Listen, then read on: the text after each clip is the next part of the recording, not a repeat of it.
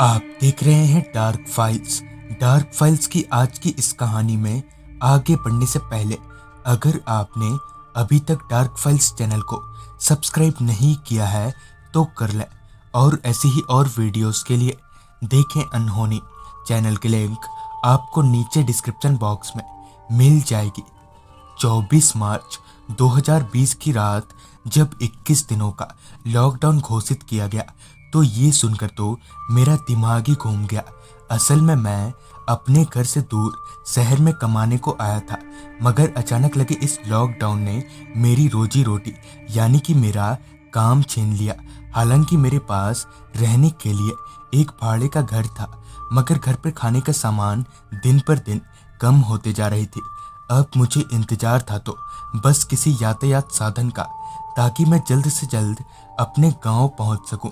मगर 21 दिनों तक ना तो कोई ट्रेन खुली और ना ही कोई बस। ये 21 दिन तो मैंने जैसे तैसे पार कर लिए, मगर अब गुजारा नहीं हो रहा था। घर का राशन भी अब लगभग खत्म होने पर था। अब मेरे हाथों में यही कोई 1000 से 1200 रुपए ही रह गए थे, जिसे कि मैंने गांव जाने के लिए भाड़े के तौर पर रखा था। कुछ दिनों तक ऐसे ही मुश्किल हालात से जूझने के बाद आखिर में ट्रेन तो नहीं मगर एक बस को चलाया गया, जो कि मेरे गांव होकर जाती थी। ये पता चलने के एक दिन बाद ही मैं वहां के नज़दीकी बस स्टैंड पर पहुंचा। वहां एक दो लोगों से पूछताछ करने पर पता चला कि मेरी गांव जाने वाली पहली और आखिरी बस शाम के 7:30 बजे यहाँ से खुलेगी। फिर जब मैंने अपने मोबाइल में वक्त देखा तब शाम के 5 बज रहे थे, यानी कि अभी मेरे हाथों में 2.5 घंटा जैसा वक्त था। मगर फिर भी मैं वहीं बस स्टैंड पर ही बैठा रहा, क्योंकि ये गांव जाने वाली पहली और आखिरी बस थी, जिस वजह से मैं बस छूटने या फिर किसी और तरह का कोई रिस्क नहीं लेना चाहता था। सो मैं बस स्टैंड पर ही यहाँ वहाँ टहलने लगा। टहलते टहलते दिन शाम में तब्दील हुई, जिसके बाद 7 बजे और फिर 7:30, ठीक 7:30 पर बस अपने टाइम पर वहां से खुल गई। बस में मेरे अलावा भी काफी सारे लोग थे, जो कि शायद मेरी ही तरह अपने अपने गांव जा रहे थे। मगर अच्छी बात तो ये थी कि कोरोना की वजह से बस में सोशल डिस्टेंसिंग का पूरा ध्यान रखा गया था, जिस वजह से भीड़ की तो कोई गुंजाइश ही नहीं थी। सफर बड़े आराम से कट रहा था। बस भी अपनी पूरी रफ्तार से आगे बढ़ रही थी। यहाँ से मेरा गांव करीबन 6-7 घंटों की ही दूरी पर होगा। मुझे अपने गांव के बस स्टॉप पर उतरते उतरते आराम से 11:30-12 तो बज ही जाएंगे। मगर मुझे ये समझ नहीं आ रहा था कि अगर प्रशासन को बस खोलना ही था तो फिर दिन में खोलते, इतनी रात गए क्यों खोला। खैर, मुझे लगा कि शायद रात को भीड़ कम होगी, इसलिए ऐसा किया होगा। इसी बीच मुझे याद आया कि मैं घर पर फ़ोन करना तो भूल ही गया। मगर जैसे ही मैंने फ़ोन मिलाया तब पता चला कि मेरा तो रिचार्ज ही खत्म हो गया है। खैर, मैंने अपना मोबाइल जेब में रख लिया। अगर मैं चाहता तो किसी और के फ़ोन से भी कॉल कर सकता था, मगर इसका कोई फ़ायदा नहीं होगा, क्योंकि ना तो मेरे घर में बाइक है और ना ही कोई गाड़ी। तो वैसे भी मुझे बस स्टैंड से पैदल ही घर जाना होगा। सो मैंने घर पर कॉल नहीं किया।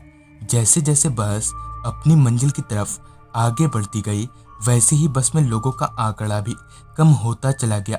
फिर जब करीबन 6 घंटों के सफ़र के बाद मेरा स्टॉप आने जैसा हुआ, तब बस लगभग खाली हो गई थी। फिर मेरा स्टॉप आते ही मैं बस से उतरा। मेरे उतरते ही बस वहाँ से आगे की तरफ निकल गई। बस के जाते ही मैंने अपनी निगाहें चारों तरफ घुमाई, मगर ना तो कोई आदमी दिख रहा था और ना ही कोई जानवर। ऐसा लग रहा था जैसे मैं अलग ही दुनिया में आ गया हूँ और इस दुनिया में मुझे छोड़कर और कोई है ही नहीं। खैर, मैंने वहाँ से चलना शुरू किया। गांव के कच्चे रास्तों पर थोड़ी थोड़ी दूर पर लगे स्ट्रीट लाइट्स के सहारे मैं आगे बढ़े जा रहा था। वैसे तो मैं डरता नहीं हूँ, मगर अकेले होने की वजह से थोड़ा डरना तो स्वाभाविक ही था। मैं रास्ते पर चल तो रहा था, मगर मुझे पता था कि घंटा 1.5 घंटा से पहले घर नहीं पहुंच पाऊंगा, क्योंकि मेरा घर यहाँ से अब भी 7 किलोमीटर दूर है। कुछ देर ऐसे ही चलने पर मुझे रास्ते पर 2-4 कुत्ते दिखने लगे, जिन्हें देखकर मेरे में थोड़ी हिम्मत आ गई। इंसान नहीं तो नहीं, कम से कम मेरे अलावा कोई तो था। मगर ये पल भर की ही खुशी थी। कुछ ही देर में उन कुत्तों ने मुझे देखकर भौंकना शुरू कर दिया।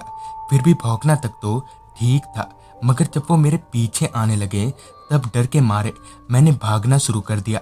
और यही मेरी सबसे बड़ी गलती थी। मेरे पीछे वो कुत्ते अब भी भाग रहे थे। भागते भागते मेरा पैर एक पत्थर से जा टकराया, जिससे ठेस लगने की वजह से मैं औंधे मुंह जमीन पर जाकर गिरा, जिससे मेरा हाथ और घुटना जगह जगह से छिल गया। फिर जब मैंने पीछे घूमकर देखा तब वो कुत्ते वहां नहीं थे। मेरे पैर पर इतनी जोर का चोट लगा था कि मैं सही से चल तक नहीं पा रहा था। बड़ी मुश्किल से मैं अपना पैर घसीटते हुए थोड़ा आगे बढ़ा ही था कि मेरी नज़र रोड से थोड़ा हटकर एक पेड़ के नीचे बैठे लोगों पर गई। फिर जब मैं धीरे धीरे उनके थोड़ा करीब पहुंचा तब देखा कि वो एक औरत, आदमी और दो बच्चे हैं, जिनमें से औरत ईंटों से बने चूल्हे पर कढ़ाई चढ़ा रही है। लंगड़ाते लंगड़ाते मैं उन लोगों के पास पहुंचा। मुझे इस तरह लहूलुहान हालत में देखकर वो आदमी झट से उठा और मुझे सहारा देकर वहीं एक पत्थर पर बिठा दिया और मुझे पानी का बोतल थमाते हुए बोला, अरे भैया, जब कुत्ता पीछे पड़ जाए ना तब दौड़ना नहीं चाहिए, गिरकर लगा ली ना चोट। जिस पर मैंने कहा, हाँ वो जरा घुटनों पर लग गया है। मैं पानी पीकर वहां से जाने के लिए अभी उठ ही रहा था कि वो आदमी बोला, अरे भैया, ये क्या कर रहे हैं आप, कैसे चल पाइएगा ऐसे? मेरी मानो तो आप आज रात भर यहीं रुक जाइए। कल अगर कोई साधन मिले तो चले जाना, वरना फिर पैदल ही निकल जाना।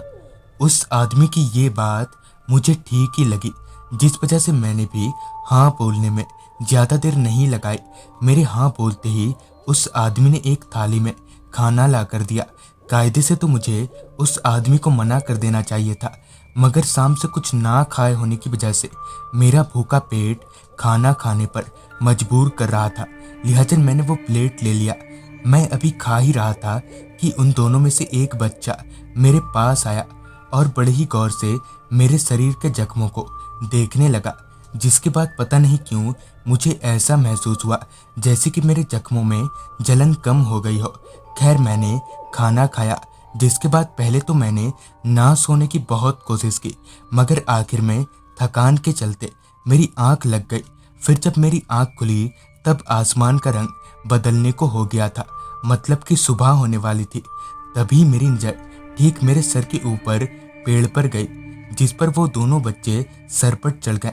खैर, मुझे लगा कि शायद खेल रहे होंगे, मगर तभी वो आदमी उन बच्चों की तरह सरपट पेड़ पर चढ़ गया, जिसके साथ ही वो औरत भी। मैं झट से उठकर खड़ा हुआ और ऊपर पेड़ की तरफ देखने लगा, मगर पेड़ पर तो ना वो बच्चे दिख रहे थे और ना ही वो औरत, आदमी। इस तरह पेड़ पर से उनका गायब हो जाना हैरानी वाली बात थी। मैं समझ गया था कि यहाँ और रुकना मेरे लिए ठीक नहीं होगा। लिहाजा मैंने वहां से सरपट दौड़ लगा दी। भागते भागते अब मैं वहां से काफी दूर आ गया था और अब तक सुबह हो गई थी। तभी मुझे खेत में एक आदमी दिखाई दिया। मैंने उसके पास जाकर पूरा वाकया बता दिया, जिस पर उस आदमी ने बताया कि लॉकडाउन के बीच ही खाना और किसी तरह की मदद ना जुटने की वजह से उस 4 जन, यानी कि पति पत्नी और 2 बच्चे, उन सब ने उसी पेड़ पर फांसी लगाकर आत्महत्या कर ली थी। कहते हैं कि आज भी वो परिवार हर रात यहाँ दिखाई पड़ता है।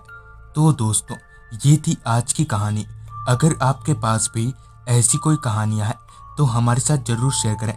तो मैं आर्यन जल्दी ही मिलूँगा आपसे ऐसी ही एक कहानी के साथ।